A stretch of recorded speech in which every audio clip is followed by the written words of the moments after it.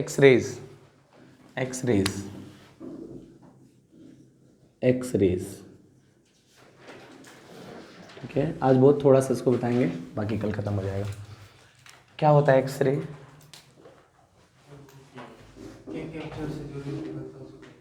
What is के capture? Sir वो first cell के इलेक्ट्रॉन को एब्जॉर्ब कर लेता है जब स्टेबिलिटी गेन करने के लिए था। स्टेबिलिटी गेन के कैप्चर हम लोग उसमें पढ़े थे, किसमें पढ़े थे? Binding energy. हाँ, न्यूक्लियर फिजिक्स में पढ़े थे कि पहला जो शेल है, ठीक है, अपने आप को न्यूक्लियस जो होता है वो क्या होता है? अनस्टेबल। अनस्टेबल होता है तो अनस्टेबल होने की वजह से अपने आप की स्टेबिलिटी को बढ़ाने के लिए अपने अंदर का प्रोटॉन कम करता है। अपने अंदर का प्रोटॉन कम करने के लिए कभी कभी होता है कि आउटर मोस्ट वाले शेल को इलेक्ट्रॉन को क्या कर लेगा? एब्जॉर्ब कर लेगा। और आउटर मतलब पहले शेल को, तो जो पहला शेल कौन है? के शेल्स। के कैप्चर उप्चर ये होता है वो छोड़ो, ठीक है, वो भी डिटेल देखते हैं। बस बेसिकली एक्सरे होता क्या है? कोई पूछे व्हाट इज एक्सरे? हाँ, टाइटेनियम जैसे मेटल पे जब हम जब इलेक्ट्रॉन यूज करते हैं तो ठीक है, ठीक है, बस हम पूछ रहे हैं होता क्या है। कोई पूछेगा एक्सरे तो क्या बताओगे? इन्हें पूछ रहे हैं ना कि कैसे प्रोड्यूस होता है, कहाँ से आता है। What is X-ray? Electromagnetic wave. जितनी भी हैं एक्सरेज हो गई, चाहे जो भी हैं, ये सब की सब क्या है? इलेक्ट्रोमैग्नेटिक वेव है ना। एक हमारा जैसे वो सीरीज याद दिलाओ फिर से, क्या? रेडियो वेव, रेडियो के बाद micro, infra visible, UV, X-ray, gamma ray, cosmic rays होती है ना। ठीक, नीचे जाते हैं तो एनर्जी, एनर्जी बढ़ रही होती है, वेवलेंथ कम हो रहा होता है। ठीक है, नीचे जैसे जैसे जाएंगे एनर्जी बढ़ेगी। तो एक्सरे क्या है? कोई ऐसा फॉर्म ऑफ इलेक्ट्रोमैग्नेटिक वेव जिसकी एनर्जी यूवी रे से भी ज़्यादा है ना। कि एक्सरे एक हमारा ऐसा इलेक्ट्रोमैग्नेटिक वेव है, या जैसे इलेक्ट्रोमैग्नेटिक वेव क्या होता है?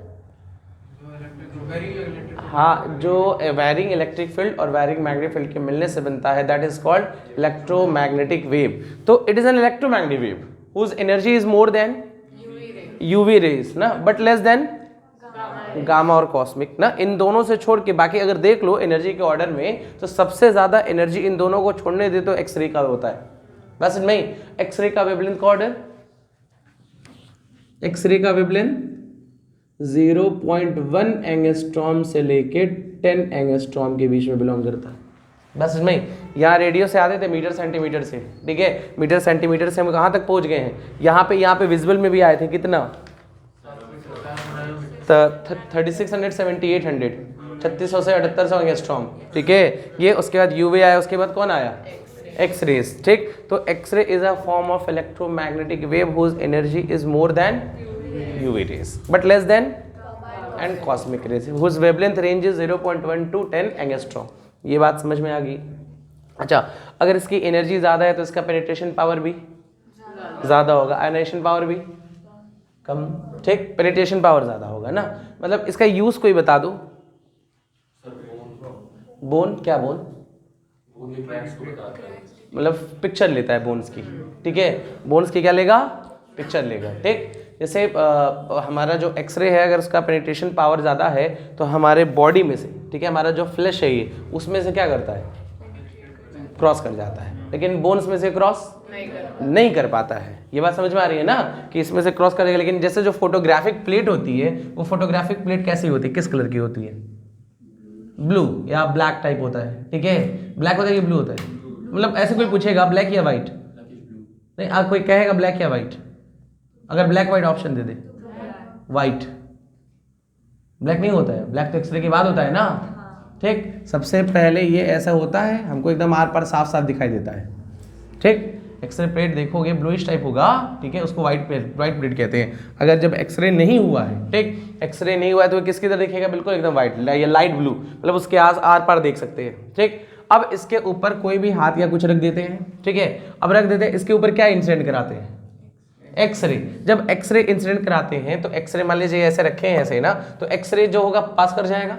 ठीक, पूरे पे गिरा है तो यहाँ यहाँ यहाँ यहाँ सब जगह गिर रहा है, इसमें से भी गिर रहा है पूरा, तो देखो यहाँ यहाँ पूरा ऐसे ऐसे गिरता है, ऐसे ऐसे गिरता है ना। और कहीं ब्रेक हो गया हड्डी, ठीक, अगर हड्डी कहीं ब्रेक हो गई, क्रैक आ गया है, तो उसमें से भी एक्सरे पास हो जाएगा। और जब जब एक्सरे, ये फोटोग्राफिक प्लेट होती है, ठीक है, फोटोग्राफिक प्लेट, फोटोग्राफिक प्लेट, बात समझ में आई? फोटोग्राफिक प्लेट के साथ क्या करता है एक्सरे? जब लाइट इंसिडेंट करती है तो इसका कलर चेंज कर देता है ना, ये डार्क हो जाता है, ठीक। तो जैसे एक्सरे, इस पे ऊपर हम हाथ ऐसे रखे हैं, ठीक है, ऐसे तुम लोग एक्सरे देखे होगे कि हड्डी वो पहले प्लेट लाता है कितना बड़ा सा, ठीक, जिस पार्ट का एक्सरे करना होता है इतना बड़ा सा प्लेट लाता है, ठीक है, वो प्लेट पे आपका हड्डी उड्डी रखवाता है हाथ, ठीक, और ऊपर से लाइट आती है, फिर ये से गिरता है ना, उसी के नीचे, वही प्लेट के नीचे से लगा होता है प्लेट, ठीक है। अब जैसे हम हाथ रखे, एक्सरे आया, एक्सरे कहाँ है इसमें? पूरे प्लेट पे एक्सरे जो आया पूरे, तो जहां जहां एक्सरे इस प्लेट तक पहुंचा, ठीक है, वहां क्या कर दिया, इसका कलर चेंज कर दिया। और जहां नहीं, अब जहां हड्डियां हैं, हड्डियों को क्रॉस कर पाएगा? नहीं कर पाएगा, हड्डियों को क्रॉस नहीं कर, हड्डी उसको रोक दे रही है ना। लेकिन जहां अगर मान लो कहीं क्रैक हो गया है, ठीक, तो उसमें से भी क्या कर जाएगा? पास हो जाएगा, तो वहां पे भी डार्क बन जाएगा, बस में। तो हर जगह ब्लैक होगा तो ऐसा कुछ हमारा शैडो टाइप बन जाएगा, ऐसा कुछ है ना। यहाँ पे भी शैडो बनाया, मतलब ये क्या है? क्रैकिंग, बस समझ में। तो ये सारी कहानी किसकी वजह से है? एक्सरे, ठीक। और एक्सरे, जैसे हमको कहते हैं ना कि हड्डी टूट गई, एक्सरे करा लो, एक्सरे कराना अच्छी बात है बार बार? नहीं। क्यों? उससे क्या, कैसे आयनाइज कर सकता है? हाँ, आयनाइज कर सकता है, हमको बार बार एक्सरे नहीं कराना चाहिए, बात समझ में। कोशिशों की कम से कम कराएं, ठीक। जब भी कुछ हुआ चेक कर ले एक्सरे, ऐसा नहीं। समझ गई इतनी कहानी? एक्सरे क्या है? Form of electromagnetic wave whose energy is less than UV rays. more than UV rays but less than gamma and cosmic rays, whose wavelength range is to 10 angstrom। समझ गए? ये कहानी नहीं समझ गए? ठीक, लिख लीजिए। It is form of electromagnetic wave. It is form of electromagnetic wave. It is form of electromagnetic wave. It is form of electromagnetic wave whose energy is more than UV rays but less than gamma rays।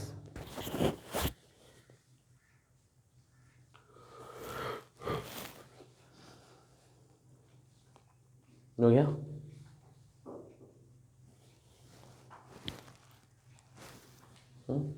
लिख लीजिए। Its wavelength range is 0.1 angstrom to 10 angstrom.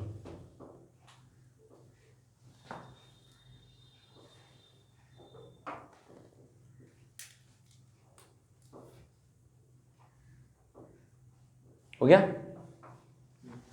ठीक है, फिर लिखिए production of X-rays, production of X-rays, production of X-rays, production of X-rays,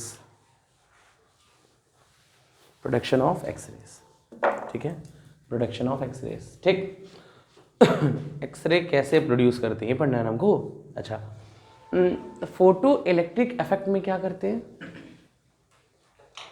metal पे light incident कराते हैं, ठीक। मेटल सरफेस पे क्या इंसिडेंट होता है? और लाइट के इंसिडेंट से क्या निकलता है? इलेक्ट्रॉन। जो मेटल में अंदर इलेक्ट्रॉन्स होते हैं, ठीक है, वो हमारा वर्क फंक्शन या एनर्जी डिफरेंस के, वर्क फंक्शन कहते हैं ना, कि उसके इक्वल एनर्जी एब्जॉर्ब करता है, और एनर्जी एब्जॉर्ब करके क्या होता है? बाहर आ जाता है, ठीक है। तो इसी को हम लोग क्या कहते हैं? Photo electric effect. इसमें एक्सरेज में क्या होता है? इसका जस्ट उल्टा, उसमें हम लाइट इंसिडेंट करा रहे थे किस पे? मेटल्स पे। तो क्या निकल रहा था?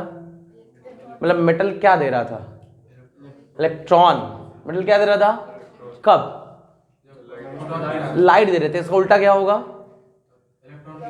हाँ, मेटल पे हम दिए लाइट तो दिया है ना। अब उल्टा क्या होगा? मेटल पे इलेक्ट्रॉन दे तो ये एनर्जी देगा। तो यही होता है एक्सरेज। बस इसमें एकदम फोटो इलेक्ट्रिक का जस्ट उल्टा, कि एक मेटल सरफेस पे हम इलेक्ट्रॉन को इंसिडेंट कराते हैं तो अपने अंदर से वो क्या निकालेगा? एक इलेक्ट्रोमैग्नेटिक वेव निकालेगा। That electromagnetic wave is called X-ray. समझ गए? इसका प्रोडक्शन क्या होगा हमारा? फोटो इलेक्ट्रिक इफेक्ट का जस्ट उल्टा। अच्छा, इलेक्ट्रॉन निकालना है। इलेक्ट्रॉन कैसे निकाल ले? इलेक्ट्रॉन हमको चाहिए ना, कैसे निकाले इलेक्ट्रॉन? हमको इलेक्ट्रॉन लाना है, कहाँ से लाएं? अरे एक फिलामेंट ले लो, फिलामेंट में बैटरी लगा दो, फिलामेंट गर्म होगा तो क्या निकालेगा वो? इलेक्ट्रॉन। कौन सा इमिशन कहते हैं? अरे बताए थे इलेक्ट्रॉन निकालने के 3 तरीके, कौन कौन सा? थर्मियोनिक इमिशन और फील्ड इमिशन और फोटो इमिशन, यही ना। थर्मियोनिक इमिशन मतलब हीट करके, फील्ड इमिशन मतलब इलेक्ट्रिक फील्ड लगा के, और फोटो इलेक्ट्रिक लाइट को इंसिडेंट करा के। तो देखो अगर मान लो यहाँ से एक ऐसे हम फिलामेंट लगा देते हैं, ठीक है, फिलामेंट लगाए और फिलामेंट लगा के हम क्या कर दे, एक बैटरी जोड़ दे ना, जोड़ दिया। अब ये फिलामेंट अपने अंदर से क्या निकालेगा, इलेक्ट्रॉन्स निकालेगा, ठीक। अब इसको एक ट्यूब में रख दी। अच्छा, ये हमारा मेटल सरफेस है जैसे, है ना, ये हमारा कैसा सरफेस है, मेटल। हम चाहते हैं ये इलेक्ट्रॉन निकल के इस पे आएगा क्या, खुद से तो नहीं आएगा, कुछ करना पड़ेगा। तो यहाँ कहीं पॉजिटिव लगा दे, क्या लगा दे। तो अगर यहीं पे मान लीजिए हम ऐसे इलेक्ट्रिक फील्ड कहीं लगा देते हैं, ये नेगेटिव लगा दे और इधर से यहाँ कहीं क्या लगा दे, पॉजिटिव लगा दे, ठीक। ये हम ये बैटरी लगाए हैं, ये क्या किस लिए बैटरी लगाए हैं, इलेक्ट्रॉन निकालने के लिए। ये क्यों लगाए हैं, हाँ, इलेक्ट्रॉन को खींचने के लिए। इलेक्ट्रॉन निकल तो गया है, अब वो मेटल सरफेस पे क्या हो जाए, पहुंच जाए। अब जब इलेक्ट्रॉन इस पे पहुंचेगा, ठीक है, इलेक्ट्रॉन इंसिडेंट हो गया, एक ही नहीं पहुंचेगा, बहुत सारे पहुंचेंगे, ठीक है। जब इलेक्ट्रॉन इस मेटल सरफेस पे पहुंचेगा तो ये अपने अंदर से क्या निकालेगा, एक electromagnetic wave, and that electromagnetic wave is called X-ray. ये होता है प्रोडक्शन। बस इसमें ही एक डिस्चार्ज ट्यूब ले लिया, उसमें एक फिलामेंट लगा दिया। पहला फिलामेंट का काम क्या है, इलेक्ट्रॉन निकालना। फिर हम एक मेटल लगा दिए, ये मेटल है, ठीक है, ये मेटल है, और मेटल के तरफ हम क्या लगा दिए, इलेक्ट्रिक फील्ड, ठीक। मेटल को किसकी तरफ रखे हैं, पॉजिटिव की तरफ या नेगेटिव की तरफ, क्योंकि पॉजिटिव इलेक्ट्रॉन को खींचे तो इलेक्ट्रॉन मेटल पे क्या हो जाए, इंसिडेंट हो जाए। जैसे इलेक्ट्रॉन इंसिडेंट होगा, ये अपने अंदर से क्या निकालेगा, एक्सरेज निकालेगा। समझ में आया, आ सुनना, ठीक। प्रॉपर्टीज ऑफ मेटल, मेटल की प्रॉपर्टी क्या है, कैसा मेटल होना चाहिए। मेटल की प्रॉपर्टी पूछ रहे हैं ना, कि जो इसमें हम मेटल लें वो मेटल कैसा होना चाहिए, ठीक। तो हमको प्रॉपर्टी मतलब स्पेसिफिक हीट, कंडक्टिविटी, ये सारे डिस्कस कर रहे हैं ना। इसका स्पेसिफिक हीट कैसा होना चाहिए। अच्छा, एक्सरे की एनर्जी क्या होती है, ज़्यादा की कम, बहुत ज़्यादा, यूवी रेस से भी ज़्यादा है। यूवी रेस से भी ज़्यादा है तो मेटल पे जब इलेक्ट्रॉन इंसिडेंट होगा और अपने अंदर से एक्सरे निकालेगा तो उसका टेम्परेचर बहुत ज़्यादा हो तो मेल्ट हो जाएगा।